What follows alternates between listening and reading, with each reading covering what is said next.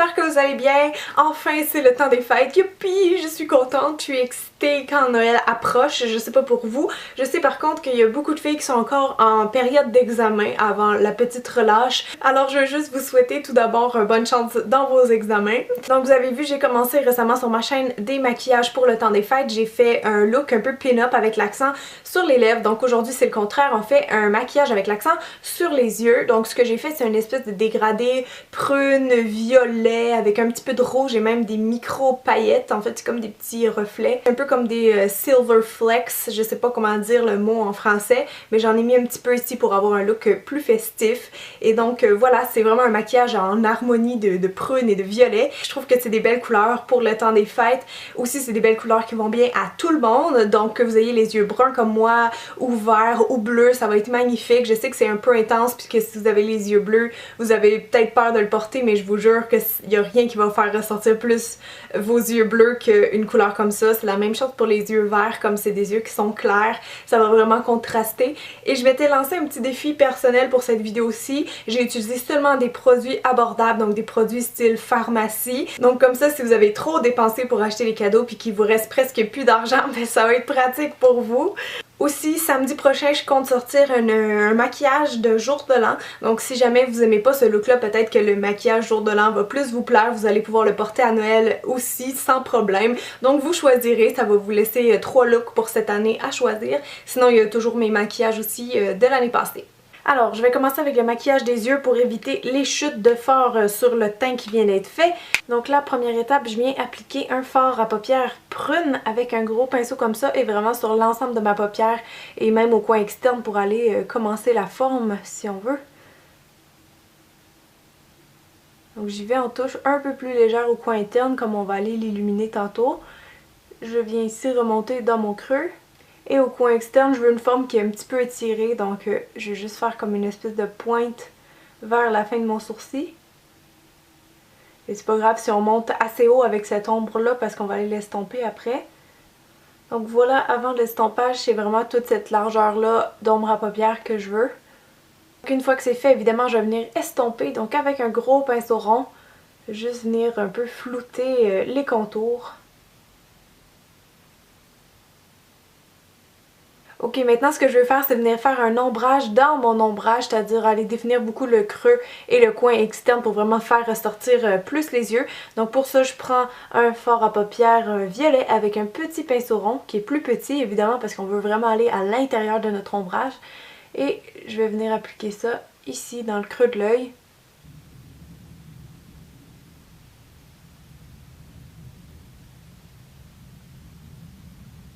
Donc sans dépasser ma couleur un peu prune rouge qu'on vient d'appliquer, juste étirer doucement ici au coin externe, encore une fois en petite pointe. N'oubliez pas aussi de venir comme fermer un petit peu ici votre œil, juste ajouter un peu de foncé. Ça va nous aider tantôt quand on va venir mettre le eyeliner. Donc on pourrait laisser les yeux comme ça, mais moi j'ai cette belle ombre rougeâtre là de chez L'Oréal et en fait c'est comme des pigments pressés presque. Donc ça j'ai juste tapoté ça avec mon doigt au centre de ma paupière juste pour donner un petit peu plus d'éclat. Et c'est totalement facultatif. Et comme touche définition pour les yeux, je vais prendre une ombre à paupières beige tout simplement et je vais glisser ça en dessous de mon sourcil. Excusez-moi, il y en avait un petit peu beaucoup. Donc juste glisser ça en dessous du sourcil, ça va bien faire comme un dernier petit clean-up. Surtout qu'on a travaillé avec du foncé ici, il faut faire attention. Et cette même couleur-là, je vais en mettre aussi au coin interne, histoire d'illuminer, d'agrandir un peu les yeux. Parce que c'est quand même un look assez foncé qui pourrait faire sévère. Donc quand on illumine un petit peu au moins le coin interne, je trouve que c'est moins pire. Pour rendre le look un peu plus festif, j'ai décidé non pas d'ajouter des paillettes, en fait c'est des nacres libres comme ça de Yves Rocher. Ils sont blanches en fait là, mais ça fait un effet un petit peu transparent sur les yeux. Donc je vais juste tapoter ça ici au coin interne pour donner un petit peu plus de relief au maquillage. Juste apporter une petite touche glam, je vais en mettre aussi sur mon point de lumière, le blanc. Ça je fais juste en tapoter, si vous préférez vous pouvez mouiller votre doigt un petit peu ou utiliser une genre de colle à paillettes là. Maintenant, je vais aller mettre du eyeliner liquide tout le long de l'œil, évidemment en épaississant au coin externe et en faisant un petit peu une virgule.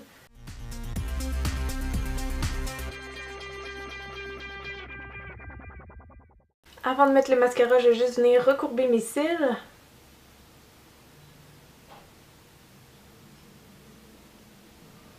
pour le mascara, vous pouvez en prendre un allongeant, épaississant, recourbant, vraiment comme vous voulez.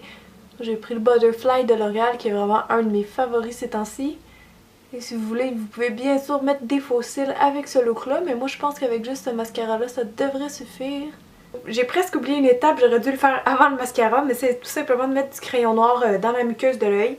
C'est une étape qui est facultative, hein, parce qu'on sait que ça rapetisse les yeux. Mais moi, comme je voulais faire un regard qui était un peu plus perçant, ben j'en mets un petit peu en dedans de mes yeux. Ce que je fais ensuite, c'est juste prendre un petit pinceau rigide comme ça qu'on appelle pinceau crayon et je vais repasser un petit peu comme à cheval entre mes cils inférieurs et le crayon noir juste pour faire un léger effet smoky eye. Donc maintenant, il faut juste que je retravaille un petit peu mes sourcils parce qu'ils sont clairsemés et plus pâles que la couleur de mes cheveux. Donc je vais commencer avec un crayon, juste redéfinir un peu la forme, remplir où il y a des petits trous et après, au besoin, je repasserai avec un petit peu de poudre.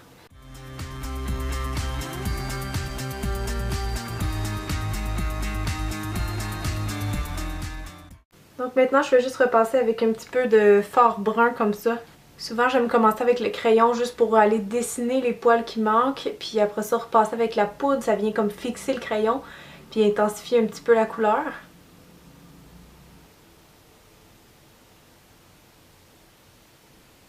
Ok, donc j'ai juste de démaquiller tout ce qui était tombé en dessous des yeux. Maintenant, on peut passer au teint. Je vais y aller directement avec mon fond de teint Wake Me Up que je viens tout juste d'acheter. Je pense que c'est juste la troisième fois que je le mets, mais je l'aime déjà. Il y a un fini lumineux et une couvrance légère à moyenne. Donc je vais appliquer ça partout au centre de mon visage. En fait, on n'a pas besoin d'en mettre autant parce que la texture, elle s'étire vraiment beaucoup. Je travaille ça avec le fond de teint pour avoir un peu plus de couvrance. C'est sûr que quand vous avez les yeux maquillés comme ça, c'est important d'avoir un teint qui est beau, qui est vraiment très bien unifié. Pour vraiment qu'on voit juste les yeux qui ressortent. Parce que comme c'est rouge, ça peut faire ressortir toutes sortes de choses qu'on n'aime pas trop dans notre visage. J'en mets aussi autour du nez parce qu'en ce moment je suis un petit peu enrhumée. Je sais pas pour vous, hein, mais ça court beaucoup les rhumes ce temps-ci. Donc j'ai juste caché ça avec le fond de teint. Hop! J'ai fait une petite réaction allergique à quelque chose ici aussi, donc ici je vais en mettre un peu plus. En tapotant comme ça vient vraiment cacher. Si jamais vous avez des rougeurs ou de la coupe rose, ben vous pouvez faire cette technique-là de juste tapoter en place avec un pinceau ou idéalement une éponge. Vous allez voir, ça va vraiment mieux cacher. Pour le cache-œil, j'ai le Skin Renew qui est une bille roulante comme ça. Donc c'est un cache-œil à couvrance, je vous dirais légère moyenne, mais il y a un effet très éclaircissant sous les yeux, donc je vais le mettre de façon différente. En fait, oui, je vais le mettre sur mes cernes, mais aussi je vais l'étirer ici en bas de mes yeux. Je vais venir faire comme un triangle. C'est une technique qui aide beaucoup quand vous êtes fatigué ou vous avez les traits tirés ou que vous voulez paraître plus jeune. Donc je laisse sécher un petit peu pour que la matière durcisse parce qu'il est vraiment très liquide. Et avec un pinceau, un petit pinceau synthétique rond, tout ce que je viens faire c'est mélanger ça en place. Juste l'estomper dans mon fond de teint. Vous allez voir, ça fait vraiment un bel effet sous les yeux. Je l'emmène jusqu'ici, jusqu'à la fin de mon œil, jusqu'à ma cerne et je descends le long du nez. Donc toute cette zone-là se retrouve vraiment bien illuminée. Je pense qu'on le voit même à la caméra, ça fait vraiment un bel effet. Donc le cache-œil évidemment qui est très important aussi avec ce look-là. Parce qu'on a un smoky en bas des yeux, on a du rouge sur les yeux, donc ça fait vraiment ressortir toutes les rougeurs autour de l'œil comme j'avais ici au coin externe. Donc super important. Donc pour que le cache-œil et le fond de teint tiennent bien toute la journée, hein, parce que c'est des produits qui sont gras, je vais venir poudrer avec un gros pinceau légèrement mon visage. Donc un peu sur les joues, un petit peu sur le menton qui a tendance à briller. Le nez et le front. Dernière étape pour le teint, évidemment le blush. Donc j'ai cette palette là de chez Sleek qui est très jolie. Je pense que je vais aller prendre cette couleur là qui est comme la plus mauve, bourgogne un petit peu, pour aller vraiment dans les mêmes tons que les yeux. Donc je prends ça juste un petit peu parce qu'ils sont super pigmentés. Donc je vais aller le mettre un peu plus haut sur ma joue qu'à l'habitude parce que si on vient vraiment faire deux ronds avec cette couleur là, ça va vraiment faire clown. Donc je vais essayer de plus de sculpter ma joue disons. Donc je vais mettre ça ici, plus haut.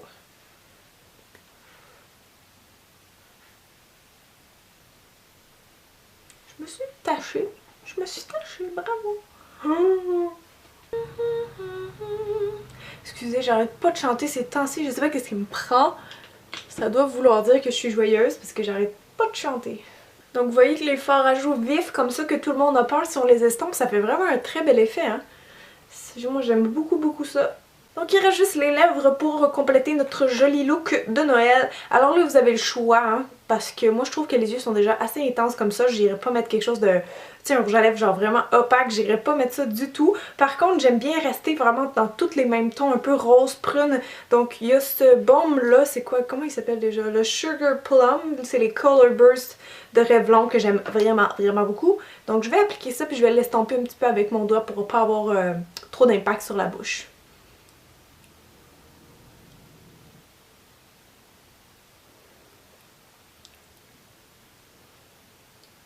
Donc voilà ce qui complète le look, j'aime vraiment beaucoup ça, je trouve que ça fait glamour, ça fait très temps des fêtes, donc j'espère que vous allez pouvoir le reproduire et le porter vous autres aussi à Noël ou pour d'autres occasions. Donc si vous avez aimé le tutoriel, n'hésitez pas à faire like sur la vidéo et vous pouvez la partager aussi. Justement, je parlais avec une de mes abonnées tantôt, elle me demandait combien de temps ça prend à filmer une vidéo. J'ai dit ben filmer, ça dépend de s'il y a de la préparation à faire, mais moi personnellement ça me prend tout le temps entre 1h30 et 3h et le montage ça me prend tout le temps entre 3 et 6 heures.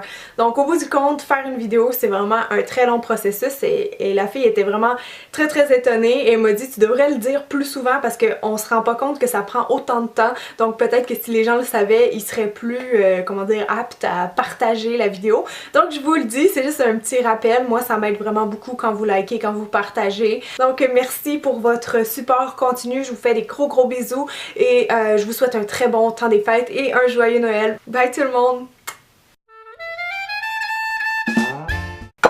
Ah! Ok, j'échappe tout. Va sur ton chemin. Crazy Coco, I'm crazy Coco. Donc pour que le... One for Christmas. J'aime ça les cheveux frisés, c'est full malléable. C'est fou genre. Volume. Volume. There's just one thing I need and I don't care about the presents underneath.